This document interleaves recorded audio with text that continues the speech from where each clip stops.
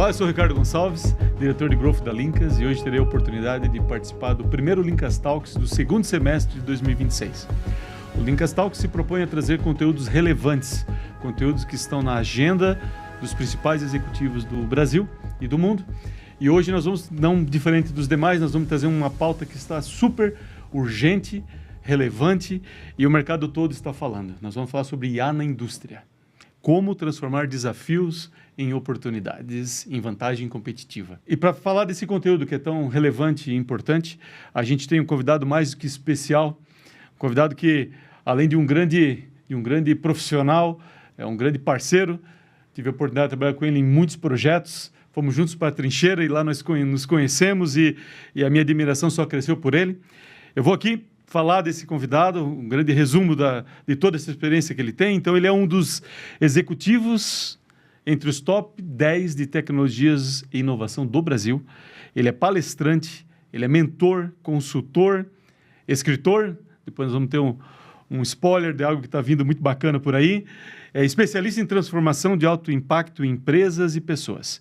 Foi um dos fundadores da Logix, que posteriormente foi adquirida pela Cast Group. Possui vasta experiência em grandes empresas como Siemens e Accenture, onde liderou grandes transformações na indústria e equipes de alta performance. Atualmente é o diretor de tecnologia e engenharia industrial na Vale. E eu quero aqui, então, dar as boas-vindas e eu já te agradecer de antemão aqui, Boixá, pela tua participação conosco aqui, que eu tenho certeza que vai agregar muito valor, tanto para nós, Lincas, quanto para todo mundo que está participando conosco. Obrigado, Ricardo, pelo convite, agradecer você e todo o time da Lincas, parabenizar também pelo Lincas Talks. Espero que a turma goste do conteúdo e do nosso bate-papo. Boixá, nós vamos hoje tratar sobre IA. Esse é um tema que ele está muito até divertido, né? Porque quando a gente fala de tecnologia, nós estamos acostumados a falar de tecnologia muito com o diretor de TI, com o pessoal da TI. E a IA, ela passou dos limites das quatro paredes do IT, ou até das quatro paredes das nossas organizações. A IA passou a fazer parte da conversa do almoço de família. Eu tenho um filho de 8 anos e um de 10. Eles falam de IA naturalmente, a minha esposa, tia, vó. Não só falam, mas como eles usam no dia a dia. Então, ela realmente está de uma forma muito democrática, né, nas empresas e na vida das pessoas. E aí, não tem como eu não lembrar do nosso início lá, onde nós vivemos juntos o grande boom que teve da indústria 4.0. Então, naquele momento, quando começamos a nossa parceria, nós visitávamos empresas e discutíamos como que poderíamos ajudá-los naquela enxurrada de informação, de tecnologias que chegava no chão de fábrica para transformar o chão de fábrica das empresas. E aí todo mundo querendo começar a fazer alguma coisa. Eu lembro que quem não botava um robô colaborativo não estava na indústria 4.0 e vinha a pressão para estar na indústria 4.0. Mas quando eu olho para o que aconteceu na 4.0 e olho para o que está acontecendo agora com a IA, ou que, by the way, a IA era um dos pilares da 4.0, né? Diga-se de passagem. Existe uma grande diferença e eu queria entender um pouquinho o teu ponto de vista sobre isso. Porque quando falávamos de indústria 4.0, naquele hype todo que aconteceu, e continua o processo, mas acho que saiu do hype, já quem sabe está no platô de produtividade, nós falávamos do diretor industrial, talvez de engenharia, produção, mas o papel do homem, da pessoa industrial, com TI. Inclusive falávamos da convergência IT e OT. Porém, quando nós falamos de IA, quem que é o dono da IA? Porque o diretor jurídico da nossa empresa está falando da IA, o financeiro, o de logístico, da produção. Então, vai muito além da TI. Como é que você vê esse paralelo desses dois momentos disruptivos do mercado acontecendo na prática, seja na Vale ou seja em empresas que você tem tido bastante contato? Ricardo, hoje nós vivemos uma nova era. Muitas vezes a gente não percebe isso, a gente acaba só percebendo isso na linha do tempo. E dentro dessa nova era que a gente vive, um ponto forte que está, sem dúvida nenhuma, a inteligência artificial. Ela não é só um hype, ela já gera valor, já gera resultados reais para as organizações. E lá atrás, eu lembro quando você comenta, né, sobre a indústria 4.0, começou em 2011 na Alemanha, chegou com uma série de expectativas, mas eu concordo contigo que era muito focado ali no chão de fábrica, muito focado na manufatura, na operação, como que a gente ia trabalhar ali com os robôs colaborativos no final de linha, como que a gente ia trabalhar com a parte de coleta dos dados através do IoT, como é que a gente ia trabalhar com realidade aumentada para manutenção, realidade virtual para treinamento. Então tinha uma série de casos de uso e também tiveram várias armadilhas que as empresas foram caindo ao longo dessa jornada, né? E aí, de repente, a inteligência artificial, que era uma dessas tecnologias ali inseridas, ela ganhou um destaque muito grande, não só a inteligência artificial preditiva, mas generativa, agora os agentes de IA. E os interlocutores não são só mais aqueles que estão ligados às operações, às manufaturas, engenharias e à tecnologia. É o que você comentou, você tem IA hoje em tudo quanto é lugar, seja uma área de marketing, vendas, jurídico, e tudo quanto é lugar. Então, eu acredito que a gente precisa, o primeiro ponto é ter uma boa ciência de como adotar de uma forma eficiente a inteligência artificial e não cair nas mesmas armadilhas que tiveram também no passado. Então, o primeiro ponto é a gente entender que ela não é uma agenda somente de tecnologia. Ela é uma agenda que transcende isso, e você tem vários pilares, né? Eu brinco sempre que você tem um pilar de processos, que é onde a gente... a tecnologia ela não vai resolver um processo ruim, então é importante você ter uma agenda ali de excelência operacional, você conseguir revisitar os seus processos. Você pode ter também as melhores ferramentas, softwares, plataformas, melhor IA, prompt, etc. Mas se você também não tiver o time engajado e capacitado, de nada vai adiantar. Então, o pilar de pessoas também é fundamental. São as pessoas no centro dessa transformação. Então, eu vejo assim, é algo que realmente, em algumas organizações, ainda estão numa etapa mais inicial, né, de adoção, de democratização desse conhecimento, e na Vale a gente já avança bastante, né? Além da gente ter essa agenda de democratização, várias pessoas já sendo treinadas, utilizando Copilot, já fazendo parte do dia a dia, a gente já captura benefícios, a gente já tem isso de forma concreta, não somente nas operações, como também em outras áreas da companhia. Então, eu diria que, no primeiro momento, a IA na indústria estava muito com esse foco de competitividade, de produtividade, como que ela consegue ajudar, né? Começando ali com as POCs, mas depois escalando com resultados. Mas agora a gente está falando já da IA, ter ela by design, já nascer já com o IA em cada projeto, cada programa, iniciativa. E um outro ponto que eu até escutei na feira de Hannover Messe, na Alemanha, que é a maior feira de tecnologia para a indústria, logo na abertura foi comentado pela presidente da nossa antiga empresa que nós atuamos, né? Ela comentou sobre a IA também na reinvenção dos negócios, na modelagem dos negócios. Então, eu também acredito muito nisso. Você trouxe pontos bem relevantes, alguns pilares importantes, né, daquilo que a gente já viveu no movimento anterior da indústria 4.0. Eu acho que tem muito aprendizado, né? Quando a gente fala de IA na indústria, tem muito aprendizado que a gente teve nesse movimento inicial. Muitas armadilhas, né? Que as empresas caíram, né? Muitas. Partir da tecnologia pela tecnologia em si, né? Você não olhar qual que é o problema de negócio, qual que é o desafio, como que isso vai de fato mover o ponteiro, analisar bem esses dados, ver o que vai ajudar em termos de, seja ali no COGS, produtividade, eficiência, ou vai ajudar no top line em termos de aumento de capacidade, enfim. Então, tem umas armadilhas aí que as empresas caíram e que a gente tem que tomar cuidado para não cair novamente, né? Então, na Vale, a gente sempre deixa isso muito claro para poder seguir o caminho, essa trilha de sucesso. Bem bacana esse ponto, Boixá, porque essas armadilhas, talvez agora, elas estão ainda mais expostas. Então. Porque antes as armadilhas estavam mais concentradas, né? Estava ali na área industrial e na área de TI. Agora está espalhado, como eu falei anteriormente, nas empresas. Então, ela está em tudo até canto. E eu não sei se isso aconteceu também na Vale, mas o que a gente tem observado, né? Na Lincas, a gente tem conversado com muitas empresas. Esse primeiro semestre nosso foi um semestre, assim, bem intenso, né? E o que a gente observa é que está acontecendo o seguinte, eu queria entender um pouquinho depois como é que você está lidando com isso na Vale.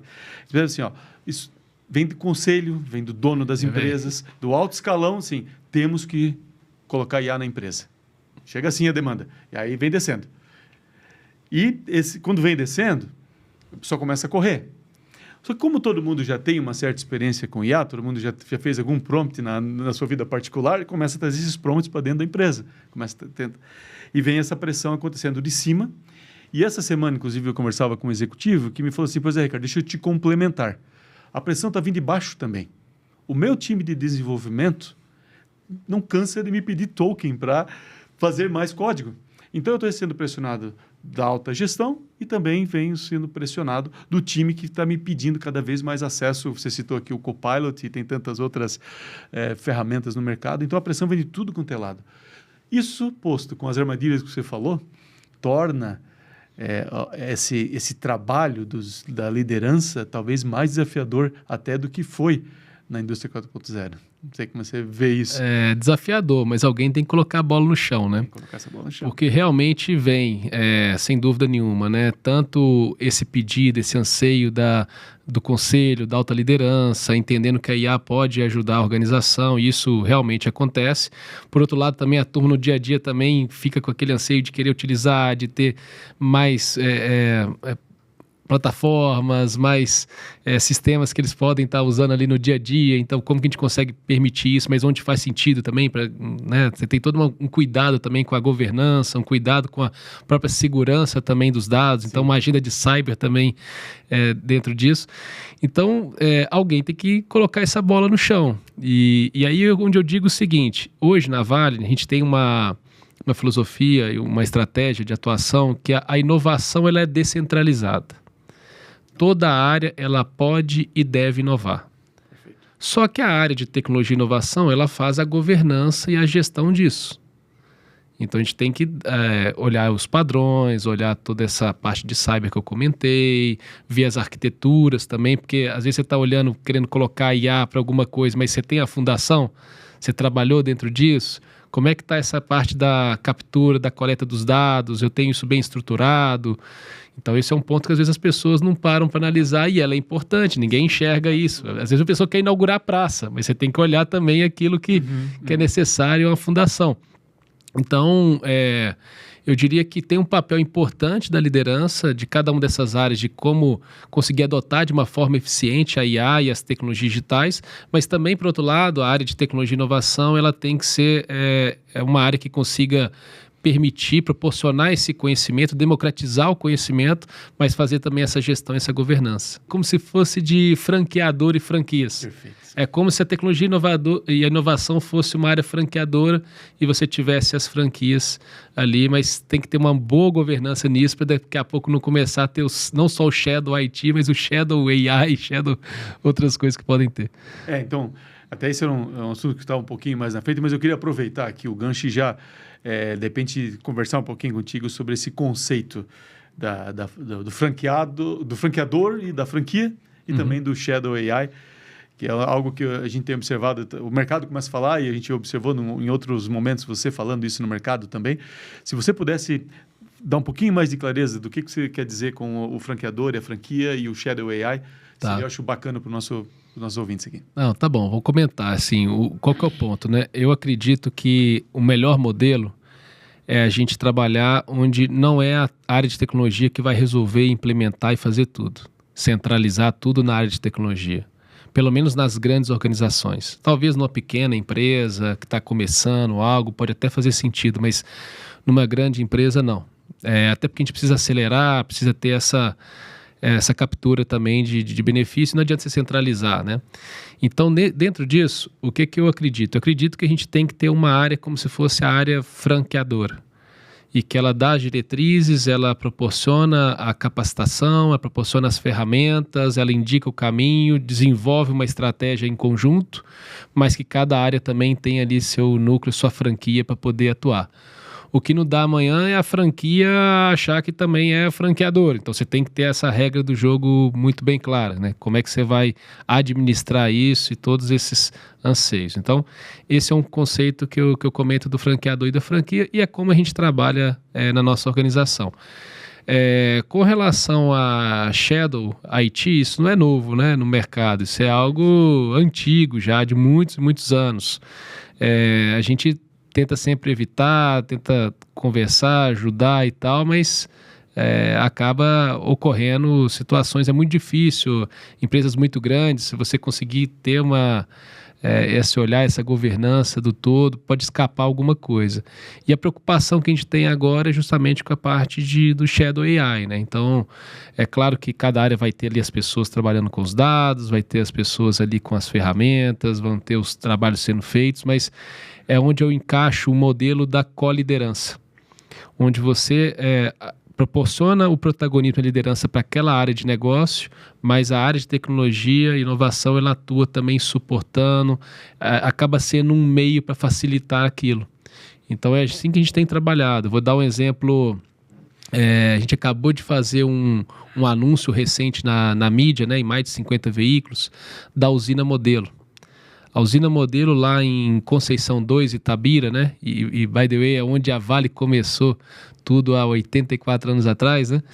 E lá a gente selecionou uma usina para ser aquela usina que a gente quer colocar tudo do bom e do melhor ali, vamos dizer assim, né? Não sei se você vai lembrar, na época tinha a questão de Smart Factory, ou o que mais que tinha, né? Tinha Digital Factory, Digital Plant, sim, tinha...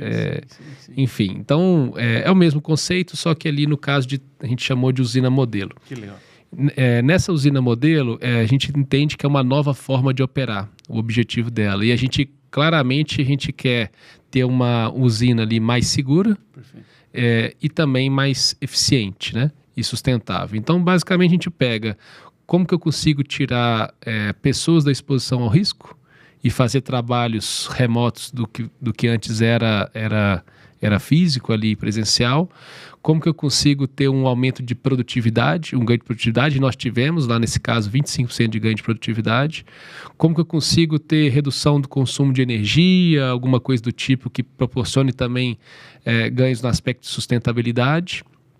E também questão de qualidade do produto. Então, olhando para isso, lá nós implementamos em 18 meses 51 iniciativas e 51 projetos dentro da usina modelo. E tem projetos diversos lá. Você tinha desde o Digital Twin da usina inteira, uma realidade virtual para treinamento, modernização de sistemas de automação, que também precisavam ser modernizados. Então, você tinha desde o básico bem feito até algo mais transformacional. E lá nessas 51 iniciativas, tinha também algumas envolvendo inteligência artificial, como, por exemplo, Video Analytics para segurança, seja em subestação, seja em áreas críticas, entre outros casos de uso que foram selecionados. Então, ali a gente conseguiu adotar de uma forma eficiente as tecnologias e que nos proporcionaram um resultado muito poderoso que a gente já está agora replicando para a próxima usina, que é Brucutu, e depois vamos para outras usinas. Então, por que eu estou trazendo esse exemplo? Que esse é o exemplo de como que a gente adotou a inteligência artificial na indústria, né, na parte industrial, nas operações, de uma forma eficiente, mas que a gente partiu das dores, dos desafios, alinhados à estratégia da empresa, fizemos um bom mapa de processo, lembra que eu falei do processo, também era importante? Uma agenda forte de capacitação, não teve nenhuma demissão, até para desmistificar isso, nenhuma demissão, e muito pelo contrário, nós pegamos 122 pessoas e treinamos, capacitamos, com mais de 2.800 horas de treinamento, e aí a gente fez um trabalho que está aí em mais de 50 veículos nas mídias. Muito bacana, e esse exemplo é fantástico, porque ele aterriza um pouco do como fazer, né? Isso, porque tudo que eu falei, se for ver, quem que está na liderança disso? As operações, a engenharia, só que a tecnologia e a inovação está trabalhando em conjunto, está suportando, atuando nessa coliderança. Isso é um desafio, porque quando você está falando de co-liderar, você está falando de mudar a forma de pensar. Então, você sai dos silos de cada uma das áreas, né, tentando fazer o seu melhor, porque a soma dos ótimos locais não é o ótimo global. Né? E quando você fala em co-liderar e juntos montar um projeto onde vai permitir você ter um ambiente controlado de ensaio e para colocar as grandes tecnologias rodando ali e se ali servir de benchmark para o resto do grupo, você realmente precisa de um ambiente com esse nível de colaboração e de troca entre os diferentes executivos da companhia. E é interessante, quando você vai lá, por exemplo, você vê várias pessoas atuando, você não sabe de qual área é. Nossa. Você não sabe se é da operação, da engenharia, de serviços técnicos, da tecnologia e inovação. Está todo mundo trabalhando pelo mesmo objetivo. Então é isso que eu acredito. Agora, para isso é importante ter o que você falou da colaboração. Sim. É importante deixar o ego de lado. é importante a gente conseguir dar o protagonismo para outra área. Então são coisas, né? Veja bem, a gente falou de IA, né? Falamos de tecnologia, mas olha como que tem situações que são comportamentais e que facilitam ou não o sucesso das implementações e sustentação dos sistemas. Até agora a gente não falou tecnologia aqui ainda, né? A não ser citar a IA, né? Mas olha tudo que envolve, né? Para realmente você ter resultado, né? E falamos aqui que a gente procura vantagem competitiva para as nossas companhias. E a vantagem, a IA, ela é apenas um motor, né? Mas para fazer esse motor funcionar, precisa algo muito robusto e estruturado ao entorno disso, né? Com os processos. E aí eu quero aproveitar aqui, você trouxe um caso bem prático, né? Que vocês isolaram, então, uma fábrica específica, onde nessa fábrica é a fábrica modelo e a partir dali você replica. A usina, a usina, desculpa, a usina modelo. Agora, o Boixá, você acreditando aqui que as pessoas que estão conosco nesse podcast, imagine que cada um está rodando uma fábrica. Nem todos vão ter a oportunidade de construir uma fábrica modelo. Né? E todos estão com esse desafio de fazer a IA acontecer, né? Voltando ali ao nosso ponto inicial. O que você recomendaria para quem não consegue construir uma fábrica modelo, mas que precisa acelerar a adoção da IA na empresa? Tá. Como que você faz isso? Eu vou resgatar a minha tese que eu tive no mestrado, na época, na Fundação Dom Cabral, no qual, inclusive, sou professor lá até há mais de 3 anos, do Núcleo de Inovação Digital IA. Lá, na tese, eu defendi sobre estratégia de transformação digital na indústria. O que agora eu colocaria, talvez, na era da IA. Se fosse hoje em dia. Um sobrenome agora, né? Então, o que eu acredito? Eu acredito que, primeiro, a gente precisa ter um bom plano diretor, ter um bom roadmap, onde a gente vai conseguir avaliar quais são as dores, quais são os desafios, onde que, de fato, faz sentido, que vai mover o ponteiro. Aí, a partir daí, sim, ver onde que eu vou utilizar a IA, ou com uma combinação de tecnologia, pode ser IA com IoT, alguma coisa do tipo. Não sei se você vai lembrar, um projeto que a gente trabalhou foi teve um primeiro 5G no Brasil, com a Stellantis, lá em Goiânia, que lá tinha, beleza, era 5G, mas você tinha um 5G com Video Analytics, né? Sim. IA com IoT, para resolver um problema que era a qualidade de chassi do veículo. Eu lembro perfeitamente. Então o problema estava muito claro, qual que era o tamanho dessa dor. E a partir daí a gente utilizou IA na indústria, mais outras tecnologias para resolver. É assim que a gente tem buscado trabalhar. Então, dentro da Vale, a gente tem a mineração do futuro. É um programa que envolve a Vale como um todo. E a gente tem 5 pilares. Você tem um pilar que é de operações inteligentes, você tem um pilar de operações minimamente invasivas, valor compartilhado, força do trabalho do futuro e o que eu brinco do 000 lá, que na verdade é zero estéreo, rejeito e carbono neutro, né? Então, a gente tem 5 pilares. Quando você pega o pilar de operações inteligentes, nós pegamos 7 das nossas principais operações, né, complexos, seja Brucutu, seja lá em Carajás, entre outras. A gente começou a fazer um diagnóstico em qual que é nosso nível de maturidade que a gente está em cada um, né? Uma régua ali de 1 a 5, onde que a gente está e onde que a gente quer chegar. Na hora que a gente fez essa avaliação, a gente falou assim, tá bom, mas e o que eu já tenho feito, de repente, em uma localidade, lá em Conceição 2, que eu posso replicar? Poxa, eu fiz a britagem autônoma lá, gerou resultado. Por que eu não chego e replico a britagem autônoma em outro lugar? Então, no nosso caso, a gente selecionou uma usina para ter isso. Se você pega, por exemplo, em termos de autônomos, os caminhões autônomos, há mais de 10 anos a Vale roda com caminhões autônomos lá em Brucutu, que é a nossa referência. Agora a gente está fazendo um trabalho em Carajás para expandir o que já tinha lá de caminhões autônomos, já passar de 90 caminhões autônomos lá em Serra Norte e Serra Sul, que é uma grande expansão. Então, veja bem, pensando nas organizações, a gente tem algumas possibilidades. Uma, de elaborar um roadmap e um plano diretor, que é aquilo que eu defendi na minha própria tese de mestrado. Fizemos isso já no passado como consultor para diversas empresas. Sim. E aí sim ver o que vai implementar no primeiro ano, o que implementa no segundo, gera o benefício do primeiro, já aproveita uma parte do benefício para... Self-sustained. Isso, ser self-funding. Ver o que tem de linha de investimento, linha de fomento, né? Então, hoje existe também uma série de possibilidades que dá para utilizar, fomento.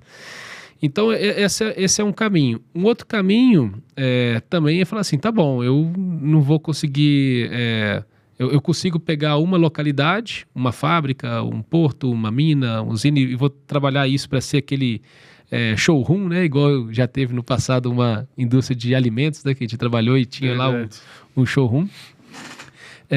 Mas também tem outra opção que é assim, tá bom, eu vou pegar esses casos de uso partindo da dor do desafio, eu coloquei IA ali, resolveu, como é que eu já crio uma agenda pelo menos de replicação e escalabilidade, não precisa inventar muita moda, tá bom, eu fui lá, implementei 1, 2, 3 casos de uso aqui, esses 3 casos de uso estão dando certo numa localidade tal, por que eu não escalo isso para uma outra área, escalo para uma outra região? O índice de replicabilidade é importante nesse mapear, né? É uma grande dificuldade hoje, principalmente nas grandes organizações, a gente também tem, que é conseguir replicar e escalar o resultado. Porque você tem uma dispersão geográfica, você tem a questão cultural também, às vezes existente, né, em cada localidade. Então, como é que você consegue também passar a mensagem para as pessoas que é muito melhor, e eu falo isso direto com a minha equipe, eu prefiro pegar alguma coisa que já existe e que a gente vai escalar e replicar e gerar resultado rápido para a empresa, do que trazer uma outra ideia, uma coisa nova, só para poder falar que eu tive aquela ideia, que aquele projeto é meu. Então tem que desmistificar isso. É melhor pegar algo que a gente vai conseguir escalar e gerar resultado rápido. Isso é um baita desafio, porque às vezes o que é completamente racional, quando você vê na operação, não acontece dessa forma, porque às vezes a pessoa quer levar algo inédito. Quer ter protagonismo em cima disso. Então, o desafio da liderança passa por gerenciar isso tudo, né? Mas eu quero voltar a falar de escala ainda, porque esse tema tem aparecido em quase todas as conversas que nós temos participado. Mas só antes de voltar a falar da escala, eu queria dar um passinho atrás aqui. Assim, a gente vê muito startup agora, né? De IA. Nós sempre vimos startup, agora tem o boom das startups e todas são AI first, são AI by design. AI driven, AI by design, o que está tudo certo. Né? E se eu for construir uma startup hoje, também vai colocar. Faria do mesmo jeito. Só que quem está conosco aqui nesse podcast, a maior parte das pessoas, não estão vivendo esse mundo da startup, estão vivendo o mundo da grande indústria. Talvez não tão grande quanto a Vale, mas são grandes indústrias, grandes corporações. E aí, falar de AI First é meio que antagônico, às vezes, porque nós temos já uma operação up and running, uma operação que está ali, né, gerando valor para os clientes, produzindo, entregando, né, faturando, que tem que estar rodando. E aí, do outro lado aqui, né, vem todo mundo falando aqui que tem que colocar essas tecnologias, pessoal falando que tem que ser AI-driven, AI First, AI by Design. E aqui nós temos uma questão, Boixá, que você trouxe essa palavra numa dos podcasts que eu estava assistindo, que é a questão da bidestria. Né? Porque assim, como conviver com o legado e com o novo? E eu fico pensando numa Vale, uma empresa de 84 anos. Quanto sistema legado não tem ali dentro que já provou valor, tá rodando, tá azeitadinho, mas a tecnologia é antiga. Inevitável, é antiga. E aí agora você tem essa avalanche chegando aqui assim. Então como é que você lida com uma grande empresa nessa ambidestria do velho e do novo, do antigo e do hype que está acontecendo aí? Me fala um pouquinho sobre isso, porque eu tenho certeza que isso vai conversar com muitos dos nossos colegas aqui do podcast. Boa pergunta. O pessoal na Vale acho que não está aguentando mais me ouvir falar sobre essa palavra ambidestria, que eu uso bastante. Mas acaba que é o seguinte, a gente tem um lema e que faz super sentido e é importante, que é fazer o básico bem feito. E em fazer o básico bem feito significa manter os sistemas, manter as nossas operações, ter uma agenda importante de sustentação, de manutenção. Significa também olhar para a conectividade, toda a infraestrutura, toda a base tecnológica, modernizar os sistemas que estão antigos, seja os PLCs lá, o sistema de automação que a gente precisa modernizar, e a gente tem muito isso. Então tem uma agenda forte de obsolescência que a gente precisa trabalhar e vem trabalhando. Para você ter uma ideia, no passado a gente fez uma modernização só em Serra Sul, de 128 controladores da BB. Nossa. Foi a maior modernização do sistema de automação já feita no setor. Pelo menos que a gente tenha conhecimento, né? Em uma tacada só. Então foi uma modernização com sucesso que a gente fez. Então isso é o básico bem feito que a gente está fazendo. Mas também, por outro lado, não significa que eu não tenho que olhar para a IA, para as tecnologias digitais e como que eu vou adotar isso de uma forma eficiente. existe uma inovação que ela é incremental, uma melhoria contínua, ela é uma inovação incremental. A gente incentiva muitos kaizens, a gente faz uma série de kaizens. Eu lembro que quando eu entrei a gente estava com poucos kaizens, no primeiro ano tinha mais de 300 kaizens, e aí a qualidade dos kaizens também vem melhorando. Hoje eu sou sponsor kaizen lá da... O bom e velho kaizen continua gerando resultado, né, Boechat? Continua gerando resultado e também é uma inovação incremental. E por outro lado também tem todo esse mundo, e você tem a inovação radical também, com possibilidades, com time de inovação e tudo mais. A gente tem que conseguir conciliar esses dois mundos. É aí que entra a ambidestria organizacional. Perfeito. Que eu tanto falo, né? E a gente é importante frisar isso. É claro que assim, tem pessoas dentro da organização que de repente tem um tipo de atividade que ela pode estar focada mais em um lado ou mais em outro, mas a gente como líder, a gente tem que tentar construir isso. Por exemplo, no meu modelo operacional, na minha estrutura organizacional, eu coloquei também, você tem lá uma série de pessoas atuando em implementar, sustentar os sistemas, coisas no dia a dia, mas tem uma pessoa ali olhando no médio e longo prazo. Tem uma gerência dentro disso, então você já começa a olhar também nesse sentido. Quando eu falo da mineração do futuro, que a gente está construindo, e lá tem um pilar de 5 anos, de 10 e de 16 anos, que é quando a Vale vai ter lá os seus 100 anos, eu não estou só construindo o futuro. Na verdade, eu estou com um olhar nos aprendizados do passado, atuando no presente e construindo o futuro. Perfeito. Então é essa conexão que eu acredito que passa por ter essa ambidestria organizacional. Uau, perfeito, perfeito. Com certeza esse é um dos grandes desafios, e eu acho que vocês têm feito isso, porque a gente acompanha, né, na Vale de uma forma fantástica, e eu acho que temos muito a beber dessa fonte, né, porque esse desafio ele está em todas as organizações. A gente tem trabalhado muito, né, pela natureza do negócio da Lincas, migração de legados é uma das grandes linhas de negócio da Lincas. E a gente vê ali o desafio acontecendo no dia a dia de fazer isso, não só sobre a tecnologia, a migração de tecnologia, mas junto com o legado vem cultura, vem processo, vem algo comprovadamente que traz resultado, e aí você vai fazer uma migração tecnológica e você vai trazer isso tudo para um novo patamar. Agora, por exemplo, a gente está fazendo outras modernizações. Quando a gente olha numa integração vertical, para quem é mais da área de tecnologia, eu falei da modernização na camada ali de automação. Perfeito. Os PLCs, né? Isso. Só que a gente está modernizando o nosso SAP. Nossa. A gente está indo para o SAP S/4HANA, que é o projeto que a gente chama do Neo Valley. Só que a gente está indo já num conceito de trazer também transformação, de trazer todo o potencial de acelerar também a inteligência artificial. E aí, no meio do caminho, a gente está modernizando o nosso MES, que a gente chama de GPV. Uma vez que eu vou fazer essa modernização do MES, por exemplo, como que eu já trabalho com a IA já nesse momento? Seja para ajudar a reescrever algo, seja para ter, de repente, um portal para as operações já baseado em inteligência artificial. Como é que eu já coloco isso? É o que a gente está fazendo. Legal. Então, entre a agenda de Brownfield ou Greenfield, a gente tem possibilidades. Quando é um Brownfield ou uma modernização, algo do tipo, a gente nos provocarmos se tem oportunidade de trabalhar já com IA e como que a IA pode facilitar, seja no desenvolvimento mais rápido, alguma coisa, gerar algum tipo de benefício. E também dentro das plantas atuais, das usinas, dos portos, ferrovias, como que a gente consegue gerar valor. Video Analytics, por exemplo, está gerando valor, seja em detecção de rádio de correio, seja na nossa ferrovia, tem um bocado de coisa que a gente está fazendo nesse sentido.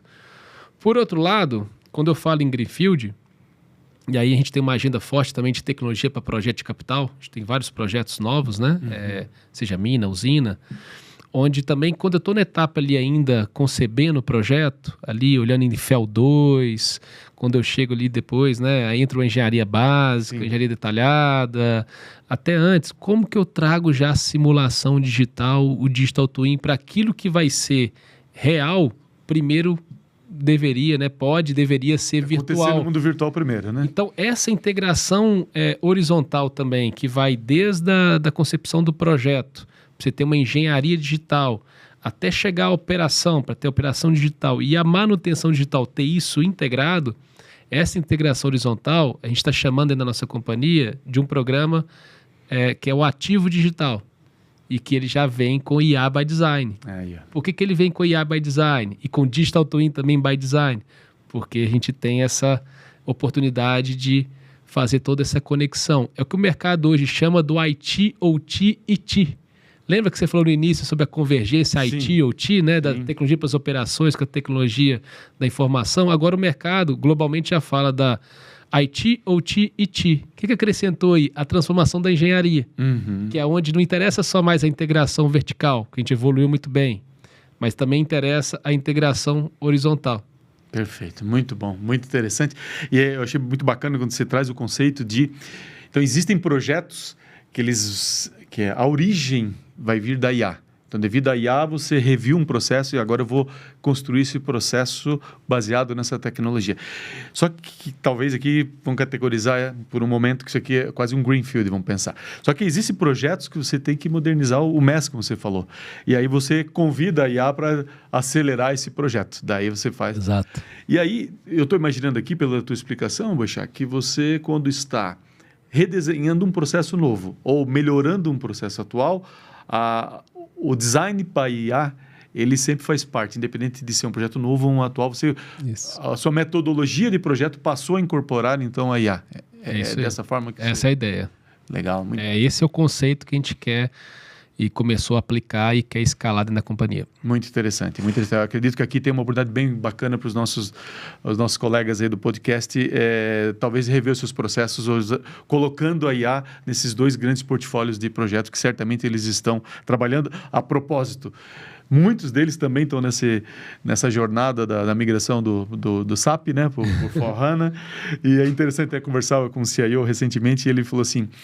A virada era agora em julho dele. Inclusive, deve estar acontecendo. Inclusive, ele não deve estar aqui no podcast. Nossa, é junho de 2027. Junho de 2027. Ele provavelmente não está ouvindo, porque no mês da virada, eu acho que ele está com outras prioridades, né? Ele vai ver o nosso podcast aqui talvez um pouquinho mais tarde, mas ele fala o que ele estava comentando. Olha, eu estou com um baita desafio, porque a minha área de IT está toda focada na migração. E aí... para a área de negócio, eu estou dizendo, olha, depois da migração. Então, eu estou criando aqui um backlog enorme de iniciativas e muitas delas com IA, porque eu estou represando, porque eu preciso focar aqui em alguma coisa e a migração é muito grande, é transformacional na minha organização. O problema é que está chegando a data do Go Live, que é final de julho. O problema é o dia 1º de agosto. A expectativa da área de negócio é que 1º de agosto eu estou com a TI liberada, né, para começar... Operação assistida.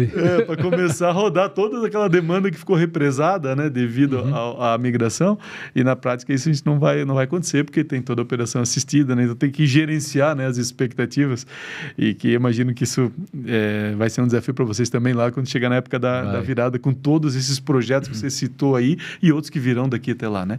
Então, felizmente, as nossas áreas de negócio não param de gerar projetos, o que é bom, né? O que é bom e o que é necessário.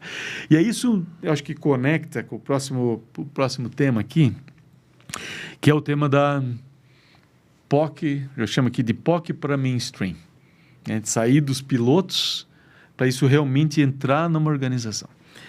E aí o que a gente está vendo, Boixá, e pelo que você comentou, não é muito diferente na Vale, a gente está vendo assim, que todas as áreas de negócio estão fazendo alguma aplicação. E literalmente desenvolvendo a aplicação, né? Antes de começarmos aqui a nossa conversa, eu estava conversando com o pessoal aqui da casa, e ele comentou de um aplicativo que ele está fazendo, né? Ele está fazendo. E a formação dele não é em tecnologia, e ele está desenvolvendo o software. Então, assim, isso está acontecendo nas nossas organizações. Quando nós estamos aqui, alguém está desenvolvendo um software lá que não é da área de TI, né? Alguém está fazendo. E aí, o que está acontecendo em muitas empresas? Está acontecendo uma certa frustração. Porque gera-se uma grande expectativa sobre aquela POC que está sendo feita. E talvez na POC, até no ambiente controlado, ela está gerando resultado. Só que fica um resultado, quando você olha no painel da companhia, ele não aparece esse resultado. O resultado em top line ou redução ou melhoria no bottom line. Ele aparece sim o custo daquela POC. Né? E aí, só que quando você está, agora falando um pouquinho mais tecnicamente, quando você está montando uma POC, montando um piloto, você olha, vai fazer aquilo que é mais fácil, principalmente quem está quem não tem tanto conhecimento de tecnologia, não é tão íntimo da tecnologia, ele vai usar a tecnologia que é mais fácil, que não necessariamente é a mais adequada, certo? Eu vou usar uma LLM de mercado que é a mais fácil para eu usar. E aí essa LLM pode ser que seja que tenha o token mais cara. Pode ser que essa LLM, quando eu for botar no mainstream, ela não seja mais adequada. Ela não vai representar a melhor performance.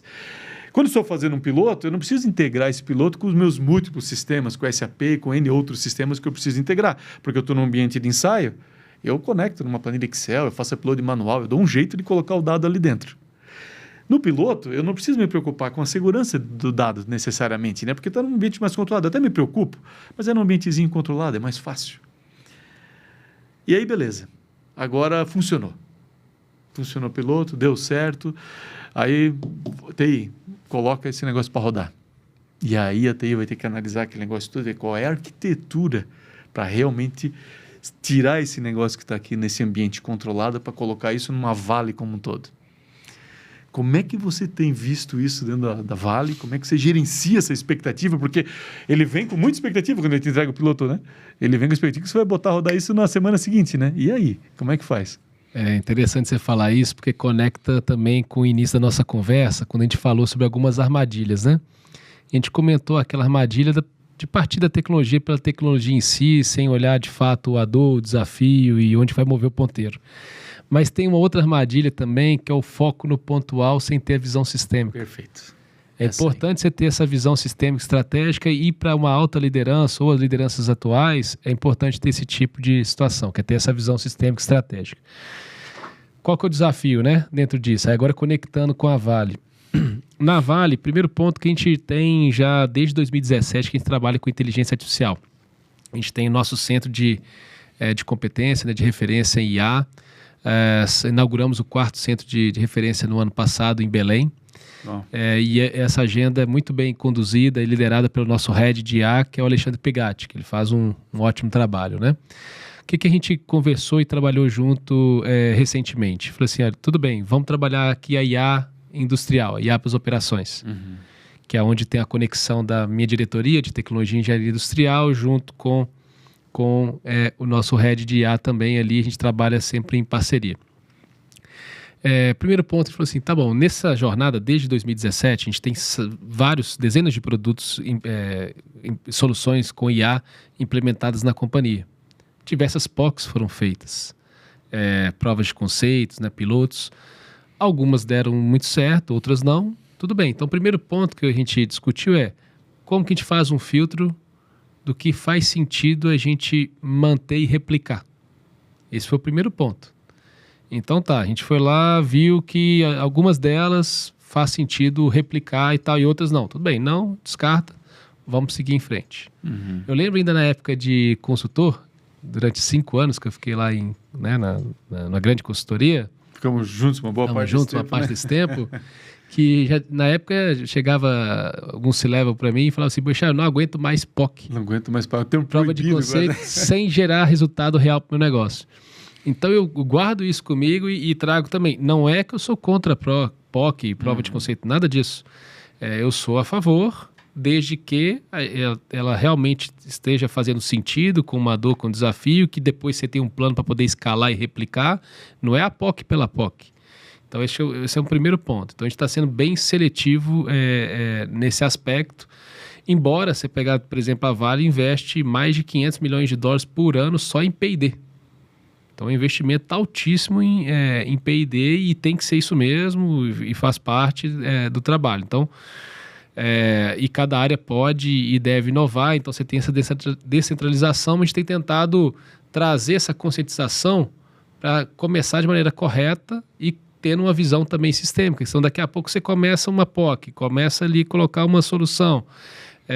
E de repente é o que você falou, você vai ter que às vezes jogar fora porque tem algo maior que já contempla e você gastou tempo, gastou dinheiro e numa agenda que a gente precisa ter cada vez mais competitividade, preservar o dinheiro da companhia, agenda de austeridade, e aí, como é que você faz? E é engraçado, né? Porque a gente passa, no nosso caso tem os ciclos orçamentários, né? Toda organização tem ali praticamente, grande organização. E aí fica aquele desafio, né? Você quer fazer um tanto de coisa, tem um monte de pedido para ser feito e você tem um valor ali que você precisa encaixar dentro disso. E aí como que você consegue priorizar? Quais são esses critérios de priorização? Eu vou priorizar o quê? Uma demanda legal? Alguma coisa ligada à segurança? Vou na linha de benefício, mas esse benefício ele é um hard save ou é um soft save? Ele realmente vai mover o ponteiro meu EBITDA ou ele é um custo evitado? E o que vai gerar de impacto em termos de sustentabilidade? Vai reduzir o consumo de energia, de água? Como é que vai estar contribuindo? Então tem que deixar isso muito claro também, como que a gente prioriza os investimentos e os projetos. E ter uma boa disciplina de execução. A gente fala sobre IA, sobre os projetos, sobre as POCs, mas também aqueles antigos conceitos de gestão de projeto, de ter uma boa disciplina, ter as ferramentas ali para ser utilizada, ter toda uma cadência ligada à gestão de projeto, ela é fundamental, porque se você faz também uma prova de conceito, uma POC, algum piloto mal feito, mal realizado, você também não vai ter aquela possibilidade de escalar e de replicar. Tudo bem que você tem que ter a permissão ao erro e faz parte. A inovação é isso. Dentro do ambiente controlado, você fazer uma prova de conceito, você pode dar certo, pode não dar. Por isso que ela é uma prova de conceito. Agora, não significa também que ela tem que dar errado porque você não geriu bem ali o projeto, que você não conduziu bem com uma boa disciplina. Então, são coisas distintas. O que nós fizemos, né? Eu percebi que a gente tinha um gap e precisava evoluir nesse aspecto de gestão de projeto. Então, primeiro a gente deu um banho de loja em todo mundo que gerenciava projeto, aí são dezenas de pessoas dentro da minha área especificamente, de outras áreas também depois acabaram replicando. E agora a gente deu um outro passo que foi pegar essa turma toda e certificar no PMI. Olha, no PMI, no PMP, né? Uhum. Então, várias pessoas fizeram lá a prova, alguns passaram, outros não, faz parte, interessante a intenção. Mas eu diria que, assim, hoje a gente já passa de quase 70 pessoas já aprovadas, mais o que ainda vai ser aprovado, ou quem foi reprovado que vai fazer outra prova. Fazer de novo. Enfim, faz parte. Então, é uma agenda que o pessoal também ficou bem empolgado, depois foi compartilhando ali no LinkedIn, compartilhando nos lugares lá. Então, gerou um movimento também muito bacana das pessoas entenderem como que é importante isso. Então, a gente está, sim, capacitando as pessoas em IA. Tem 3 mil pessoas capacitadas dentro da companhia. A gente quer capacitar 35 mil pessoas em IA. Então, tem uma agenda forte de capacitação em IA. Mas, por outro lado, a gente está capacitando em gestão de projeto. A gente vai começar agora uma trilha para ser Black Belt, né? Então, a turma também vai fazer treinamento nesse sentido. Então, a gente está tentando conciliar essas capacitações, além das capacitações técnicas também, com as pós-graduações, mestrado, especialização. A gente tem, por exemplo, o ITV, né? Instituto Tecnológico Vale, que também tem uma série de cursos ali e tudo, trabalhando junto com o FOP. Então, uma agenda bem legal. Uau, é muito interessante. E olha como é interessante, né? Toda essa conversa falando de IA, o quanto isso tudo transborda, né, da tecnologia e toca processo, toca em pessoas, toca em como estruturar esse negócio para realmente capturar o valor que aí atrás, né? E aí isso nos remete aqui para talvez o nosso último bloco aqui de conversa, que é o bloco que a gente quer dedicar um pouco mais a falar de pessoas, né? Porque o que acontece, né? Na prática, tá todo mundo falando e tem muita gente com medo da IA. Né, da substituição, né, das pessoas pelos agentes. E se fizermos novamente, Boixá, o paralelo lá com a indústria 4.0, quando começou a robotização em massa. Até antes, né? A automação, né? Quando a automação chegou, já tinha essa preocupação, né?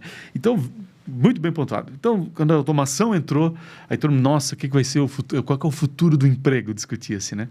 Aí vieram os robôs, os industriais, os tradicionais, os grandões lá. Uhum. Aí de novo veio a discussão. Aí veio o colaborativo. Quando veio o colaborativo, aí a casa caiu, né? Nossa, que agora ele vai trabalhar lado a lado com o ser humano, mas como é que faz? Na Vale foi com os caminhões autônomos. Caminhões autônomos lá em 2015. Vale. Não tem mais motorista. Então, o que vai acontecer? E agora com a IA não é diferente. Né? Com a IA também vem de novo esse receio, né? Porque são números muito assustadores às vezes até, né? Porque eu vou falar agora especificamente em desenvolvimento de software. Então são números os números que estão na mídia são números assim, cara, o que você fazia em 3 meses agora você faz entre 15 e 30 dias com mais qualidade. Então assim, os programadores júniores não precisam mais porque o Cloud Code faz, ou qualquer outra LLM faz. O pleno também não. Talvez agora vai ter só o analista de produto. Tá, mas o que faz com essas pessoas que hoje programam? Vai ser assim mesmo? Então, aí começa uma série de dúvidas e que, na prática, eu falo agora o primeiro semestre da Lincas mostrou exatamente o contrário disso. Nós crescemos de forma bastante expressiva o número de desenvolvedores, ao mesmo tempo que o mercado fala que está reduzindo.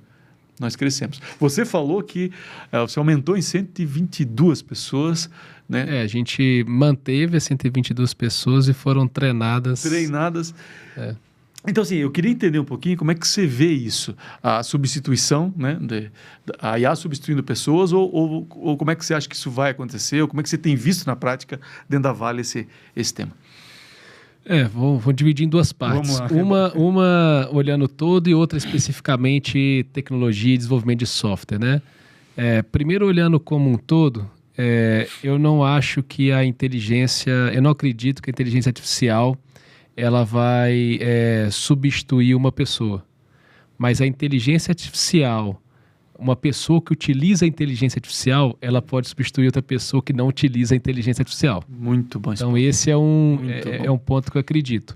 Quando eu dei o exemplo da usina modelo, 122 pessoas foram treinadas e capacitadas em 2.800 horas, nós não demitimos ninguém. Quando a gente fala também dos autônomos, também não envolve demissão. O business case, ele não é sobre redução de headcount, nada disso. Ele é sobre outros indicadores, seja de produtividade, seja de redução de custo de manutenção, seja economia de energia. São outros fatores. Talvez em outros lugares, em outros países, outras empresas, pode até ser que tenha alguma coisa diferente. No nosso caso específico, não. É assim que a gente tem trabalhado. E aí, quando a gente olha especificamente a tecnologia e inovação, a gente está no movimento contrário, né? A gente, na verdade, está expandindo. Então, hoje você pega, sei lá, minha área, 335 pessoas. A gente vai bater, sei lá, talvez 400 pessoas até o final do ano. A gente está com várias vagas abertas, várias posições. Agora, significa que as pessoas estão fazendo as mesmas coisas que faziam antes? Esse é o ponto. Não. Você tem toda uma agenda de reskilling, de upskilling. Por isso que lá na mineração do futuro, que eu falei de 5 pilares, e um deles é da força de trabalho do futuro, é onde a gente está trabalhando isso. Qual que é esse perfil que a gente quer trabalhar? Por exemplo, a gente tem agora a gente tem um ano que a gente já está com a turma de jovens aprendizes de autônomos. Olha só. Que a gente sabe que é importante ter isso desde a base, como porta de entrada. E aí, olhando para a tecnologia, tem sim uma velocidade diferente de desenvolvimento de software, algo que você fazia com semanas, meses, agora você faz com horas, muito rápido. Tem isso daí, mas também tem a figura do analista de produto que você falou, do analista de negócio. Então, eu tenho provocado muito de resgatar uma coisa que é ter o conhecimento da tecnologia, mas ter o conhecimento também do negócio, né? No nosso caso específico, do processo produtivo. Você conhecer de mina, ou de usina, ou de porto, ou de ferrovia, ou de geotecnia. E aí, esse conhecimento, junto com o conhecimento de tecnologia, faz muita diferença. Ótimo. No passado, agora recente, acaba tendo uma pessoa que conhece disso e outra daquilo, né? Mas, como que você consegue ter esse conhecimento integrado? Então, assim, as funções, as posições, elas mudam. Perfeito. Mas não significa que tem menos. Aí você passa a ter o cientista de dados, né, um trabalho muito mais analítico também. Então, são posições novas. E cibersegurança, né? Você pega, poxa, se a gente está evoluindo muito nessa transformação digital na indústria, da era da IA, por outro lado, também tem a preocupação de cyberataques. E aí, como que eu consigo também trabalhar essa cibersegurança? Eu também preciso ter pessoas que vão... Segurança by design? Cyber by design. Então, isso aí. como é que eu consigo ter isso também? Não, isso é super, super relevante esse ponto. E o que a gente observa, né? Então, talvez uma forma de interpretar... Lembra, voltando no passado aqui de novo, quando você olhava lá os CPDs, né? O cara da tecnologia ficava no CPD, que era CPD quietinho. Bem quietinho, isolado, e ele conhecia de tecnologia pura e simplesmente. Talvez sistema, né? Então ele dominava aquele sistema. Era área de informática. A área de informática, a porta fechada, tinha que passar o crachá ali para poder entrar, né? Mas, e você está trazendo aqui um ponto que é importante, Boixá, que hoje talvez a pessoa que ela é puramente tecnologia e não entende do negócio, aqui está o desafio. Porque você só ser especialista, sei lá, eu sou um dev e sei programar em Python. Aqui tem um problema. Eu preciso saber programar em Python, preciso saber outras linguagens, preciso saber usar a IA para fazer meus programas, mas eu preciso entender do negócio da minha empresa, ou do negócio do cliente que eu estou atendendo. Se eu estou atendendo uma mineradora, eu tenho que entender de mineração, para eu poder questionar e agregar valor. Né? Eu dei o exemplo, né? Falei da usina modelo, você for lá, você tem o Leonardo Antônio, que é do meu time, que ele conhece muito de tecnologia, mas conhece de usina. Conhece de usina. Você vai o Gabriel Guiero lá, no que eu falei de autônomos, ele conhece de tecnologias, mas ele conhece de mina. Você vai lá para o Porto, que a gente tem lá o Porto Conectado, com uma série de projetos, que tem lá o Juliano, o Pedro Ivo, tem a turma que conhece também de Porto, além de conhecer de tecnologias. Na Pelota também, o Zurk, o Joselmo, e por aí vai. Você vai... o Daniel também, Baby, lá, conhece muito de controle e otimização de processos, controle avançado de processo e tudo mais, mas também conhece bem de usina. Então, esse conhecimento, né, na ferrovia, você tem lá o Fabiano, que conhece bastante de otimizadores, tecnologia, mas também conhece ali de ferrovia. Então, vai falar a mesma língua da turma que está ali na área de negócio e vai conseguir aplicar de uma forma eficiente as tecnologias. Então, esse tipo de perfil eu tenho visto com bons olhos nas organizações. E a gente também tem vivenciado esse tipo de desafio. Isso muda a agenda de treinamento das empresas, né? Porque nós temos a Universidade Lincas, né? E ela passa por esse reskilling da nossa força de trabalho também, né? Porque ela é majoritariamente técnicos, né? Pessoas que desenvolvem software, que sustentam, suportam software, mas não é suficiente mais, né? Nós temos que conhecer do negócio dos nossos clientes, e aí entra uma agenda de treinamento, entra uma postura diferente da própria liderança da empresa, né? Da liderança e das pessoas, né? Porque, na verdade, a pessoa ela também é protagonista da própria carreira dela. Então, quando você olha para isso, eu falo muito, eu tenho um time lá que é um time de geotecnologia e tecnologia para segurança. Basicamente, trabalha com implementação e sustentação, desde sirenes para as barragens até equipamentos de sonolência, detecção, né, de sonolência, entre outras soluções. O primeiro ponto que eu comento com essa turma tem que estar muito claro qual que é o propósito de vida deles, como que aquela atividade se conecta com o propósito da empresa. Porque é algo que está impactando não só dentro da Vale, mas na sociedade. Claro que tem os aprendizados do passado, ninguém quer repetir erros do passado, mas como que a gente consegue trabalhar de uma forma que as pessoas se sintam dono da organização e que queiram fazer a diferença.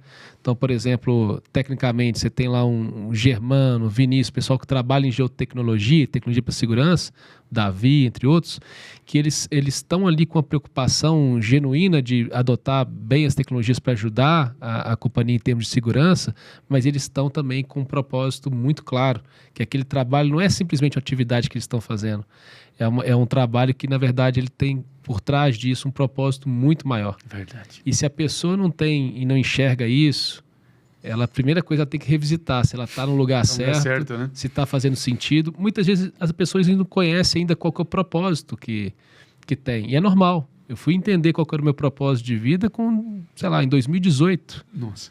Lá que eu fui ter isso mais claro. Então, em algum momento, isso vai despertar naquela pessoa e pode ser ajustado ao longo da vida, mas eu acredito que para poder fazer a diferença, para conseguir ter uma equipe em alta performance, a gente tem que liderar com propósito. Perfeito. Então, essa tua fala aqui, né, está nos remetendo até devido ao nosso tempo aqui, ao final aqui do nosso bate-papo. Eu acho que está sendo muito, muito bacana e eu tenho certeza que todos estão gostando. E não tem jeito, né? Quando a gente fala de transformação, quando a gente fala de inovação, a pessoa está no centro, né? O ser humano está no centro, e essa busca pelo propósito, aquilo que move a pessoa, ela tem que ser algo muito claro, né? Senão não adianta de nada ter a pessoa certa, mas no lugar errado, né? Então muito bacana essa tua visão, essa tua forma de consolidar isso, né? E além, né, acho que tem um spoilerzinho aqui, né, Boixá? Além da tua carreira executiva, né? Acho que é interessante todos saberem que você está prestes aí a lançar um livro. É verdade. Né? E aqui, acho que em primeira mão, a gente está tendo a oportunidade aqui, né, de trazer esse tema à tona. Poxa, o livro, pelo que você me falou, Lê, né? É o livro Seja Protagonista, Lidere Sua Carreira. Reinvente-se para o Sucesso. Então, está muito conectado com o que você acabou de falar. É verdade. Então, comenta um pouquinho mais o que te motivou a escrever esse livro, o que o leitor pode esperar disso tudo. Acho que esse podcast aqui já traz um pouco à tona esse tema, mas fala um pouquinho mais sobre isso. Não, legal. Eu já vinha escrevendo aí uma série de artigos, né? Hoje mesmo publiquei um novo artigo. Teve um artigo, inclusive, que foi sobre as pessoas no centro da transformação. Olha Tem só. a ver com o que você acabou de comentar. Então, acho que já passaram até de 40 artigos. Já tive também a oportunidade de estar como colunista de revistas, mas é a primeira vez que eu vou lançar um livro, né, próprio. E aí, nesse caso, o livro é esse mesmo: Seja Protagonista e Lidere Sua Carreira, Reinvente-se para o Sucesso. Então, basicamente, ele comenta sobre liderança, sobre carreira, e sobre a nossa capacidade de nos reinventarmos, né? E como que a gente pode ser protagonista da nossa própria carreira. Uhum. Então, traz ali uma reflexão, traz ali uma agenda também de autoconhecimento, algumas passagens minhas ao longo da vida, ao longo da carreira também, compartilhando ali com o público, mas espero que a turma goste. A gente vai lançar em outubro de 2026. Eu quero ter o privilégio aí de ser um dos primeiros a receber esse livro. Vai participar do lançamento. São né? Paulo e BH já são certos já. Agora tem que ver outras localidades ainda. Que legal. Parabéns, assim. Aguardo com grandes expectativas. Eu tenho certeza que o conteúdo vai realmente ser transformador e vai impactar pessoas. Né? Porque no final do dia isso é super importante, né? Nós como líderes de empresas, né? Lembra que eu falei do meu propósito, né? Meu propósito é impactar positivamente a vida das pessoas e transformar as indústrias. Então, se eu tenho esse propósito, não é à toa que eu dou aula lá no Dom Cabral, não é à toa que eu publico lá os posts, os artigos, e o livro também vai ajudar a materializar isso. Faz parte também do legado. Isso é sobre legado, né? Fantástico. Como eu comentei com vocês, seria uma conversa super, super agradável, profunda, com conteúdo rico e que que vai muito além das quatro paredes das empresas. Ele vai sobre as pessoas, sobre deixar legado. Então é super bacana, Boixá, muito obrigado. E aí eu queria, antes de encerrar, eu tenho 2 pontos aqui que eu quero te pedir ainda. Um deles, eu queria que você deixasse uma mensagem para os executivos que estão nos vendo, a mensagem final, de como que eles lidam, então, no final. O resumo de tudo isso que a gente falou foi 1 hora praticamente aqui discutindo, né, sobre o que seria o grande conselho que você poderia deixar para esses executivos que estão aqui conosco durante esse tempo todo? Acho que o primeiro conselho é: cuide bem das pessoas, que as pessoas vão fazer ali praticamente o restante. Então, crie um ambiente de segurança psicológica, tenha uma liderança empática, tenta entender a individualidade ali, né, de cada um, uma agenda de desenvolvimento também das pessoas. Cuide também de vocês mesmos, né, porque para cuidar de outros você também tem que cuidar bem de você. Então, saúde e segurança em primeiro lugar. E no segundo ponto busca entender qual que é a agenda estratégica da companhia, se é uma agenda de competitividade, de segurança, de sustentabilidade, o que seria e como que você vai montar um bom plano diretor, um roadmap e ter uma execução consistente, né, com excelência, que já comece marcando alguns gols ali já, né? Também não ficar só desenhando algo lá na frente, não, já marca alguns gols, os quick wins, alguma coisa já vai gerando benefício, já vai gerando confiança também para poder seguir em frente, e desejo muito sucesso para todos. Muito bacana, legal. Ô Boixá, só para, se você me permite, me fala um pouquinho agora, tirando o lado CNPJ aqui do Boixá, falando empresa, me fala um pouquinho, você falou um pouquinho ali da questão do teu propósito de vida, né? Uhum. E eu sei que você tem uns projetos interessantes aí também que vão além da Vale. Fala um pouquinho para nós o que você está planejando aí. Não, tem sim. Fora a Vale, esse ano tem alguns objetivos, né? Um objetivo que era o lançamento do livro. Sim. Que ele já está no forno, né? Ali com a editora Alta Books.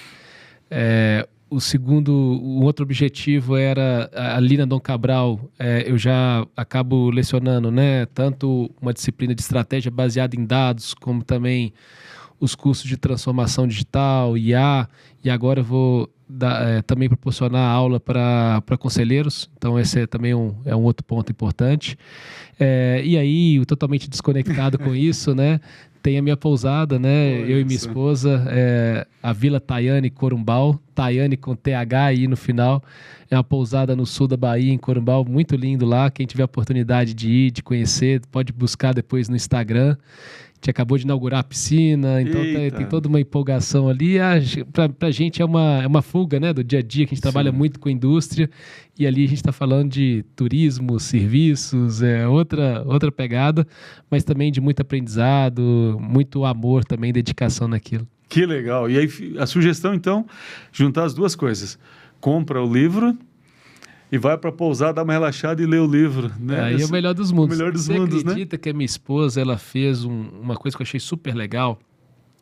Ela pegou um grupo de mulheres sobre alguns temas específicos que elas selecionaram. Eles vão fazer um encontro em março de 2027. Fecharam a pousada lá, todas as 6 casas, né? Com os quartos de cada uma das casas.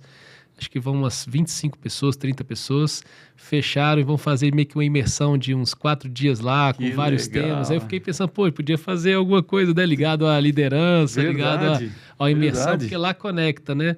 Natureza, conecta sustentabilidade, conecta lazer, também propósito, reflexão, autoconhecimento. Então dá para fazer um mix. Depois vamos pensar alguma coisa nesse sentido. Conta comigo. Beleza. Poxa, muito obrigado. Você foi fantástico, foi muito bom te ouvir, foi muito bom ter esse momento de troca. Tenho certeza que agregou muito valor a todos. Foi muito bom mesmo. Obrigado pelo teu tempo. Obrigado a todos que estiveram conosco. Esse foi mais um Lincas Talks. Nós teremos novos conteúdos sendo compartilhados na sequência e que vocês tenham a oportunidade de participar conosco nos próximos também. Poxa, brigadão. Muito obrigado, Ricardo, pelo convite. Espero que a turma tenha gostado aqui do nosso bate-papo. Tenho certeza que gostou. E estou à disposição. Obrigado. Obrigado. Valeu, cara. Obrigadão, meu. Valeu.